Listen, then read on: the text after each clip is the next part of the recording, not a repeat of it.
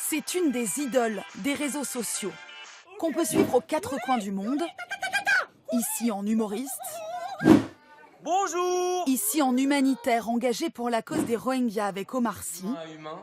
Si vous avez les moyens de participer. Là, à Lille, assailli par des dizaines de fans. Ou sur un selfie avec Michelle Obama. Salut, ça va? Comment ce jeune Savoyard de 27 ans, Jérôme Jarre, est-il devenu l'un des internautes les plus remarqués de sa génération?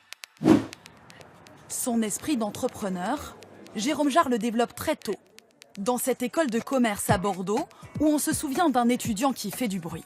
Quelqu'un qui est, je dirais, très vivant, quelqu'un qui n'a peut-être pas l'assiduité académique qu'on aurait pu imaginer, mais sûrement déjà quelqu'un qui avait une énergie à revendre, une énergie d'entreprendre très forte. Impatient, il quitte l'école avant la fin du cursus pour rejoindre les États-Unis qui deviennent son terrain de jeu.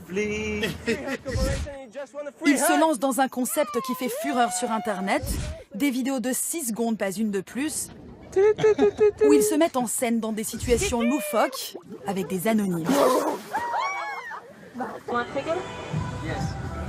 Succès immédiat, planétaire. Des millions de fans le suivent sur les réseaux sociaux. Il est si populaire que les marques l'approchent pour lui proposer des contrats, comme General Electric ou Turkish Airlines. Même les stars d'Hollywood tombent sous le charme du petit Frenchie et y trouvent un intérêt. Il incarne une sorte de pont générationnel, pour ainsi dire. C'est-à-dire que quand vous vous associez avec une célébrité comme lui, vous touchez une audience qui est particulière. Particulière parce qu'elle est jeune, mais aussi parce qu'elle se comporte, elle a des usages sur les réseaux sociaux qui sont très spécifiques. Ils vont liker, ils vont commenter, ils vont partager.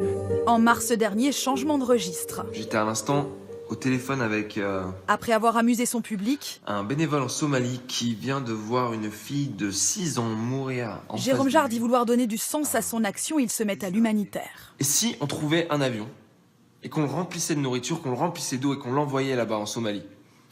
Grâce à sa notoriété et à la force de frappe de son réseau, il parvient à lever 2 millions de dollars et à affréter un avion chargé de nourriture vers la Somalie. Lui-même se rend sur place et poste des vidéos pour montrer comment l'argent récolté est dépensé. Il y a 2 millions de personnes en Somalie qui souffrent. Bonjour. Dernière action en date, Jérôme Jarre se rend dans un camp de réfugiés Rohingyas. Au Bangladesh, dans le plus grand camp de Omar Sy l'accompagne. En 48 heures, il récolte 1,5 million de dollars. Ce qui est nouveau, c'est la manière dont ces êtres humains qui veulent aider le font ensemble. Et du coup, sont plus puissants. Et ça, c'est seulement possible grâce aux réseaux sociaux. Les acteurs historiques de l'humanitaire sont plus nuancés à l'égard de celui qui bouscule les pratiques.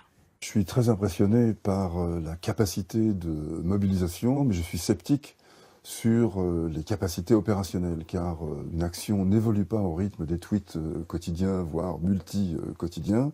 Une action, ça met du temps à se développer. Et par ailleurs, il y a un savoir-faire technique, professionnel, qui est nécessaire pour avoir un impact, pour avoir une réelle efficacité dans un milieu aussi compliqué qu'un camp de réfugiés.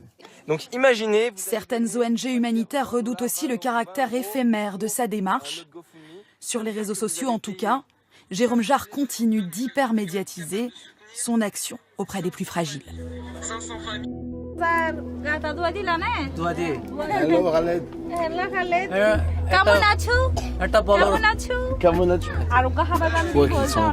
Aussi qu'ils ont un peu la peau sur les autres, tu vois, ça fait...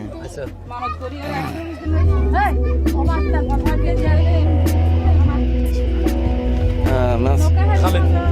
Khaled. Faire les live streams. Ok. Lundi ou mardi.